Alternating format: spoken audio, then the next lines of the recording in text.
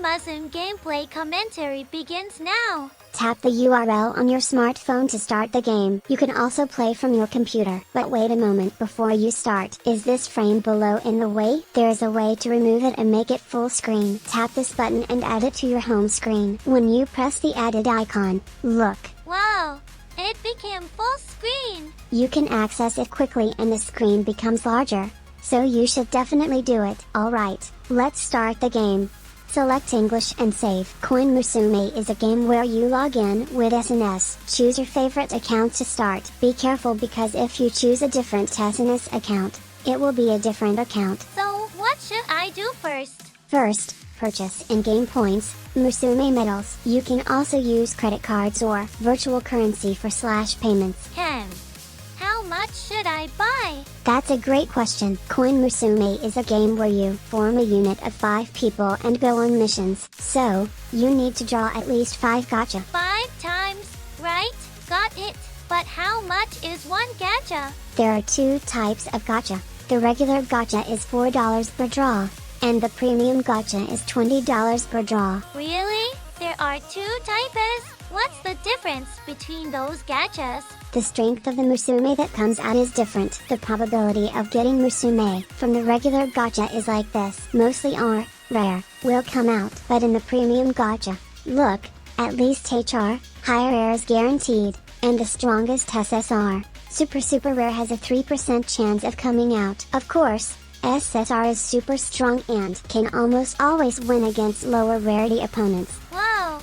Then I want to try the premium gacha! Musme medals are worth 1 cent each, so for one regular gacha, you need 400 Musme medals, and for one premium gacha, you need 2000 Musme medals. Let's draw! Go!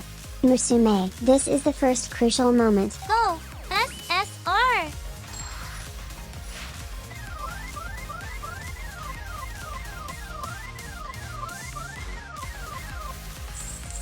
It was HR. Well, that's how it is at the beginning. Oh, I forgot to mention, but at the beginning, you get 5R for free play, so you can try it out for free. You should have said that first. However, there are restrictions like, you can't withdraw, so you can't earn just by free play. Yikes. In Arena Battle, you first form a deck. Tap here, and this, auto formation, then total value. Wow, it's easy. It prioritizes the CoinMusme with the highest total value in the deck, so use this to get a feel for it at first. Got it. Hey, what does this number of times mean? This is the remaining appearance count of the CoinMusme. Each time you go to an arena battle, it decreases by 1, and when it reaches 0, they retire. What happens when they retire? One of the 5 can still go on missions even if they retire, but you won't get CP, so be careful. I see. Can the appearance count be increased somehow? There is a super rare item called the comeback item, and if you use it, you can recover the appearance count. I see. I'll work hard to find it. Oh hey, what is this appearance count boost setting? It's a boost function that increases the CP you earn in exchange for consuming more appearance counts. Oh! It's recommended for those who want to have a thrilling match in just one go. If you set this to 3, the appearance count decreases by 3 each time, but the CP also triples. Oh! Try using it when you get used to it. Got it! Once the deck is ready, start the battle. The CoinMusme you set first is the leader. Only the leader's skill is guaranteed to activate at the beginning. Depending on the skill, all members' parameters can increase, or the opponent's parameters can decrease. Wow! Amazing! Since it's an HR leader skill, it's powerful. It's good to have a strong leader. Then select the field. What is this?